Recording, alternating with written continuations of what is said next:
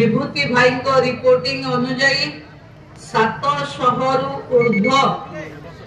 भौणी मानकु सावित्री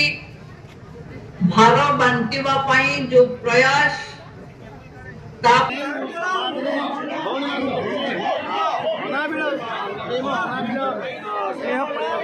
सबले भाई भौणी दुनिया भाई भौणी जीवित करने आम भारतीय संस्कृति में भौणीटी झीटी चाहिए तार स्वामी को जम पाखर उद्धार करें ये सशक्त विधान व्यवस्था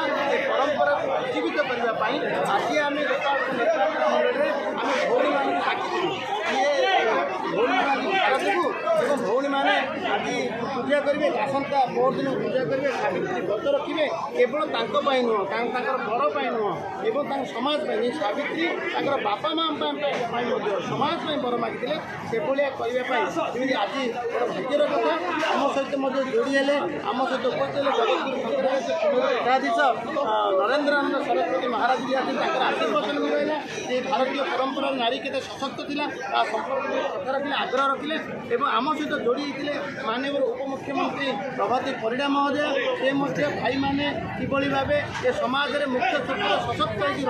भाई मान आशीर्वाद करने आग्रह करें भौणी मान